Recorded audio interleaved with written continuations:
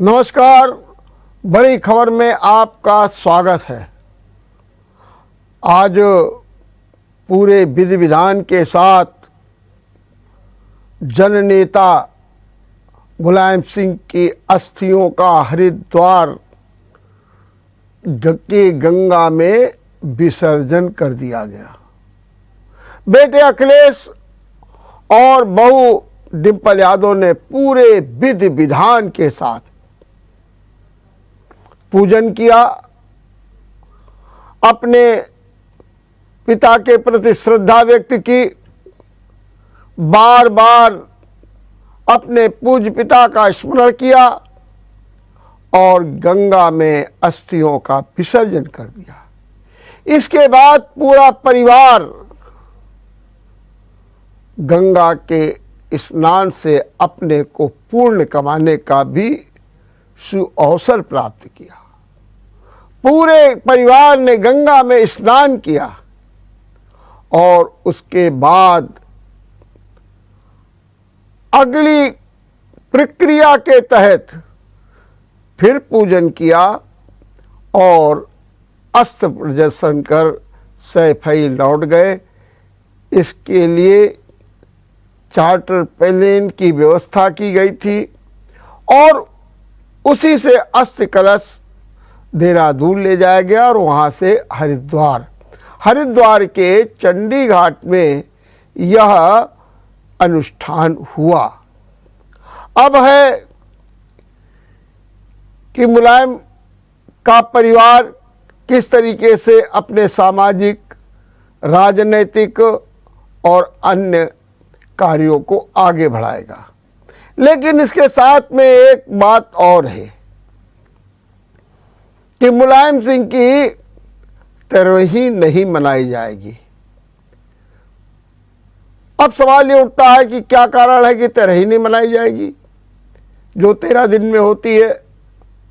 तो इसके बारे में कहा जाता है कि मुलायम सिंह एक समाज सुधारक की भूमिका में कुछ वर्षों पहले या यूँ कहें दशकों पहले आ गए थे और जब उन्होंने देखा कि जब किसी व्यक्ति की मृत्यु हो जाती थी तो तेरहवीं में किस तरीके का दिव्य भोज होता था और उसका सीधा सीधा असर परिवार पर पड़ता था और वो भी खास तौर से गरीबों पर। उस समय मुलायम सिंह ने आह्वान किया कि इस कार्यक्रम को न करके हम हवन कर लें, शांति पाठ कर लें। कहते हैं धीरे धीरे उनके समाज सुधार का ये स्वरूप सामने आया और आसपास के गांव में अब तेरहवीं नहीं मनाई जाती है। अब तेरहवीं का संस्कार नहीं होता है, तेरहवीं का अनुष्ठान नहीं होता है। उसी का निर्वाह करते हुए पूरे परिवार ने यह फैसला किया कि हम 21 तारीख को तेरहवीं नहीं मनाएंगे और उस दिन हवन और शांति पाठ करेंगे। इसी के साथ में एक सर्कुलर जारी हो गया सपा का कि 21 तारीख को सभी जो इकाइयां हैं सपा की वो श्रद्धांजलि सभा करेंगी और मुलायम सिंह को याद करेंगे।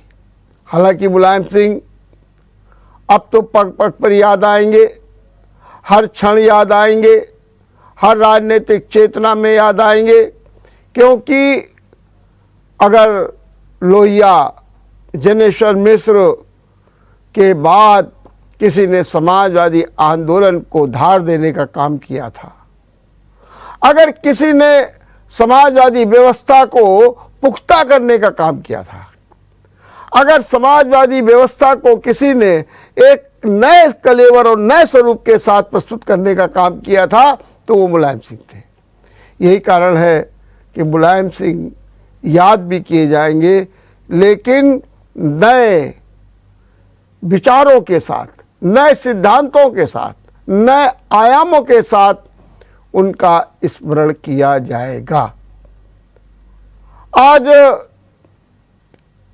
दिल्ली में एक हंगामा चल रहा है।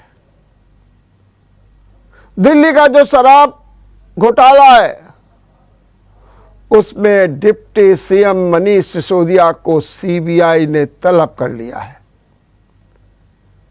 इस समय पूछताछ चल रही है। अगर सीबीआई के दफ्तर में मनीष सिसोदिया से पूछताछ चल रही है तो उसके बाहर जबरदस्त हंगामा भी हो रहा है। और ये हंगामा इस बात के लिए हो रहा है कि सरकार जानबूझ करके दिल्ली सरकार का, दिल्ली के मंत्रियों का, दिल्ली के विधायकों का, जनप्रतिनिधियों का उत्पीड़न कर रही है। और इसका कारण बताया जा रहा है गुजरात का चुनाव।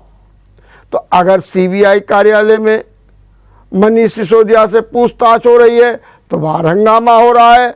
और राज्यसभा के सदस्य संजय सिंह समेत तमाम लोग पुलिस की हिरासत में हैं और वो सरकार पर आरोप लगा रहे हैं।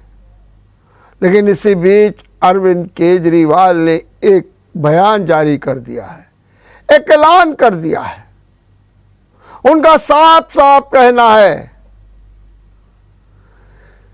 कि गुजरात चुनाव में वोटिंग तक मनीष सिसोदिया को जेल में रखा जाएगा। लेकिन याद रहे और ध्यान रहे कि मनीष सिसोदिया की गिरफ्तारी के बाद भी गुजरात में प्रचार नहीं रुकेगा। चुनाव प्रचार जारी रहेगा। बल्कि उनका तो ये तक कहना है कि मनीष सिसोदिया के साथ जो कुछ भी हो रहा है वो इस बात का द्योतक है कि गुजरात में आम आदमी पार्टी बड़ी तेजी के साथ आगे बढ़ रही है। सीधे तौर पे कहा जा रहा। मनीष सिसोदिया के बारे में पहले से ये चर्चा हो रही है, बल्कि अगस्त से, कि मनीष सिसोदिया गिरफ्तार होंगे, जेल जाएंगे, गिरफ्तार होंगे, जेल जाएंगे, गिरफ्तार होंगे, जेल जाएंगे। अब सवाल ये उठता है कि आम आदमी पार्टी के नेताओं को कैसे पता कि मनीष सिसोदिया गिरफ्तार होंगे, जेल जाएंगे, जेल जाना तय है उनका। तो एक तो वो कारण गुजरात का चुनाव बताते हैं। लेकिन फिर पूछा गया कि आप तो अगस्त से चिल्ला रहे हैं।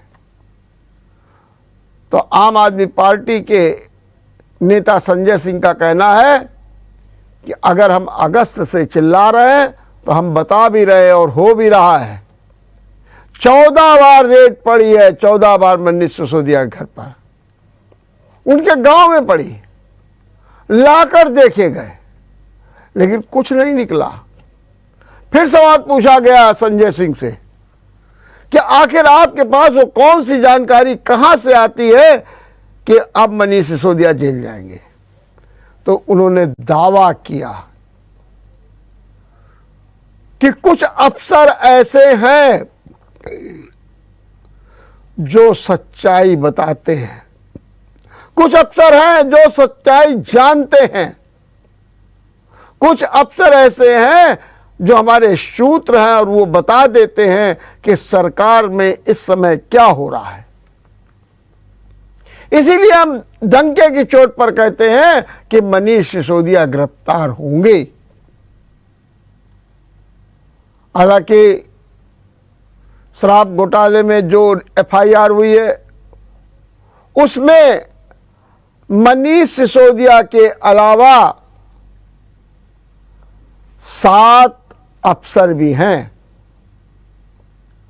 और लगभग इतने ही कारोबारी भी हैं जिनके ऊपर नामजद रिपोर्ट है। अब तक 2 लोगों को गिरफ्तार भी कर लिया गया है। लेकिन मनीष सिसोदिया कैसे गिरफ्तार होंगे, किस साक्ष्य के आधार पर सीबीआई गिरफ्तार करेगी, ये देखना है। लेकिन पूछताछ जारी है और लोगों को शंका है कि मनीष सिसोदिया तो आज ही गिरफ्तार हो जाएंगे, क्योंकि गुजरात का चुनाव जिस तरीके से आम आदमी पार्टी लड़ रही है, आगे बढ़ रही है, वो भारतीय जनता पार्टी उसे पचा नहीं पा रही है। लेकिन वहीं दूसरी ओर भारतीय जनता पार्टी भी हमला बोल रही है, कह रही है कि राजस्व का 144 करोड़ का घोटाला किया गया, बंदरबाट हुई, चहेतों को लाभ पहुंचाया गया और उसके बाद अब भ्रष्टाचार का जश्न मनाया जा रहा है। भ्रष्टाचार का ये कौन कह रहा? भारतीय जनता पार्टी कह रही है। भारतीय जनता पार्टी के मुखर प्रवक्ता संबित पात्रा कह रहे हैं कि भ्रष्टाचार का जश्न मनाया जा रहा है। मनीष सिसोदिया को कल ही सम्मान मिला था। मनीष सिसोदिया आज सुबह अपने घर से निकले, घर में उनका तिलक किया गया, मिठाई खिलाई गई। इसके बाद वो आम आदमी पार्टी कार्यालय आए, वहां पर नेताओं के साथ राजघाट पहुंचे और राजघाट में पूज्य बापू को नमन करके सीबीआई दफ्तर चले गए। लेकिन उनके साथ एक बड़ा हुजूम था जो इस बात का विरोध कर रहा है कि किस तरीके से सिसोदिया का उत्पीड़न हो रहा है। लाकर में पैसे मिले नहीं, छापे में कोई पैसा मिला नहीं, गांव में कुछ मिला नहीं, और उसके बावजूद आरोप दर आरोप लग रहे हैं। जिस शराब घोटाले की बात की जा रही है उसके बारे में भी ये कहा जा रहा है कि घोटाला नहीं हुआ। दावा ये कहा जाता है कि दिल्ली में गली गली शराब बिक गई, तो वहीं दूसरी ओर ये कहा जाता है कि दिल्ली में 800 से अधिक लाइसेंस धारक हैं, लेकिन मात्र 300 से अधिक दुकानें खुल पाई हैं। वहीं अगर खाली सिर्फ नोएडा में देख लिया जाए तो नोएडा में दुकानों की संख्या 500 से ज्यादा है। ऐसे ही आंकड़े अन्य प्रांतों के आ रहे हैं। गोवा में तो 2000 दुकानें हैं। सवाल केवल ये उठ रहा है कि क्या वास्तव में गली गली में शराब की पिलाई हुई है?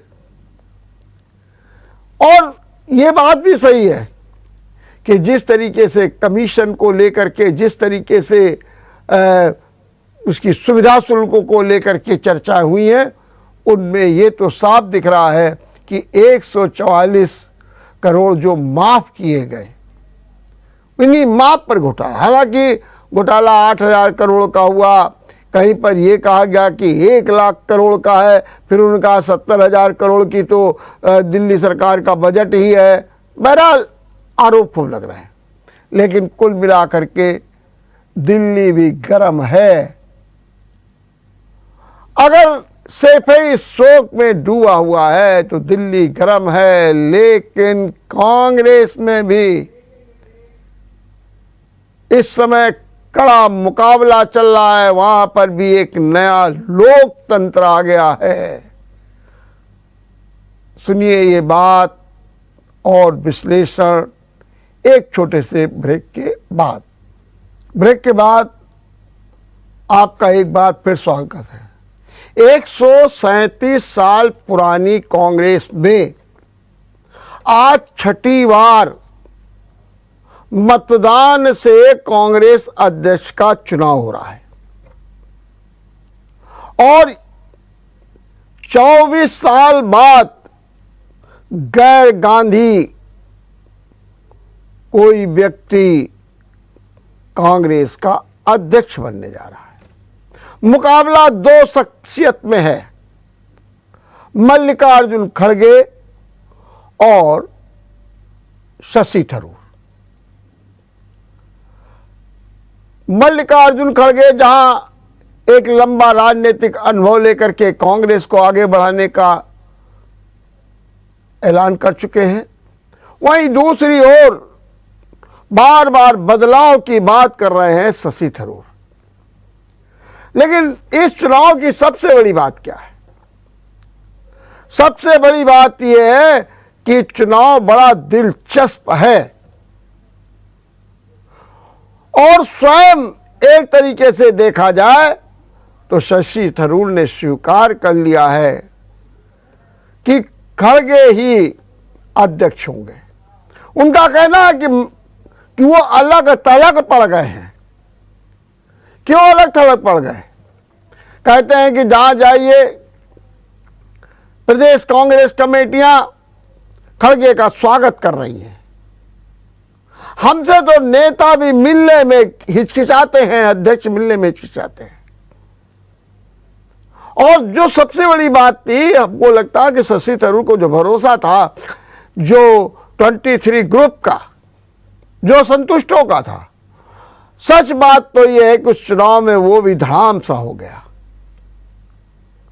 बड़े बड़े नेता जो असंतुष्ट गुट के हैं खुल करके खड़गे का साथ दे रहे हैं और खड़गे से कह रहे हैं कि जीत आपकी निश्चित है।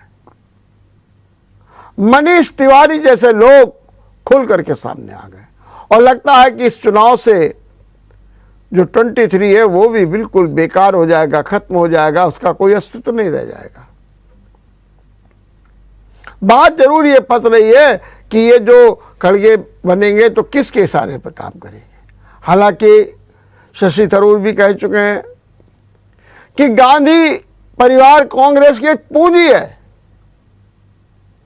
लेकिन एक ध्यान रहे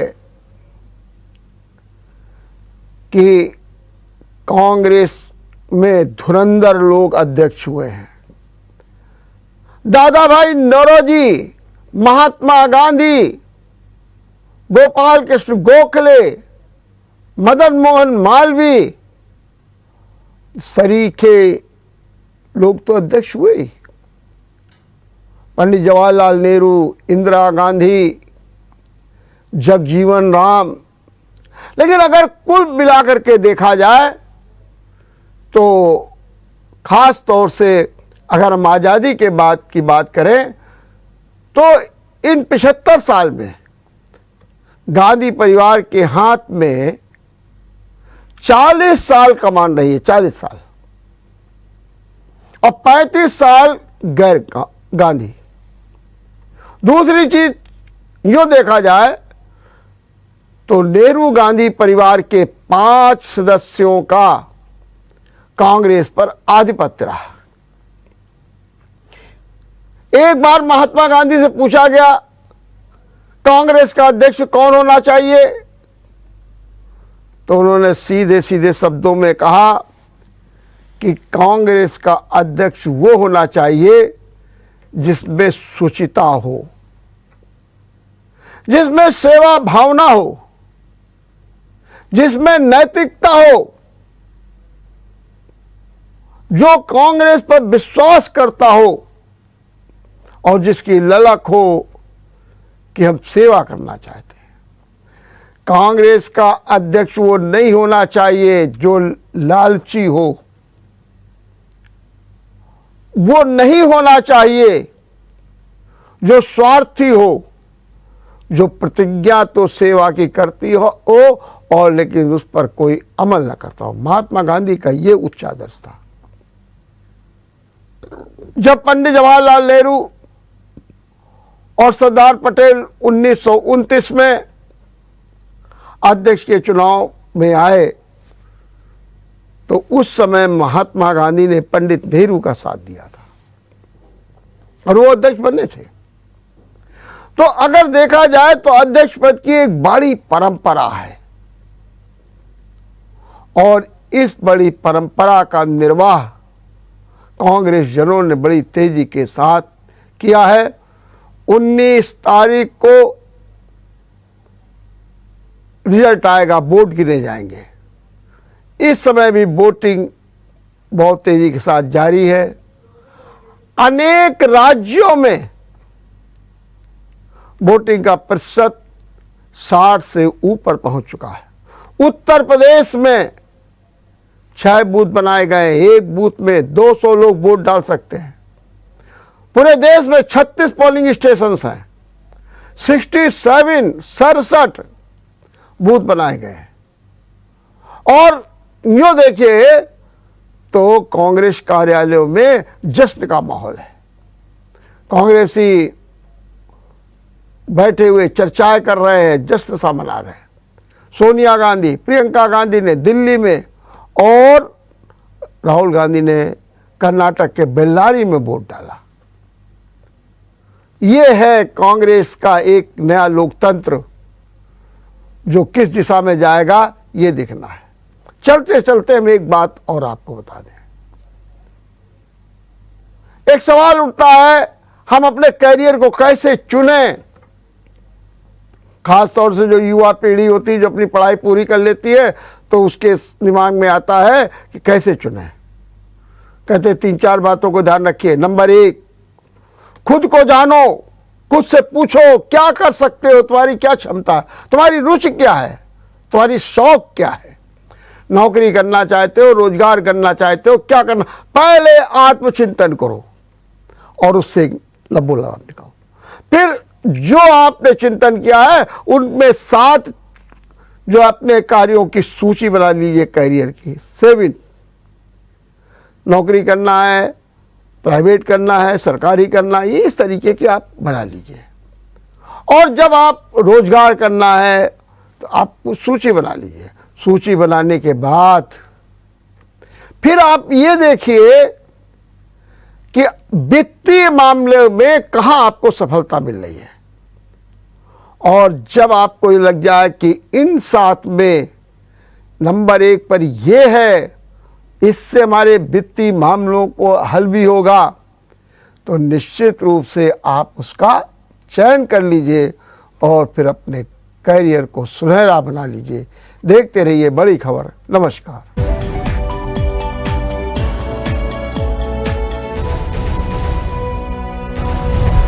अगर आपको हमारा वीडियो पसंद आया हो तो हमें लाइक करें, सब्सक्राइब करें और ज्यादा से ज्यादा शेयर करें। और हाँ, बेल आइकॉन दबाना ना भूलें ताकि हर खबर का अपडेट आप तक पहुंचे तुरंत। आप हमें इंस्टा, ट्विटर और फेसबुक पर भी फॉलो कर सकते हैं। हमारी आईडी है @JMT News।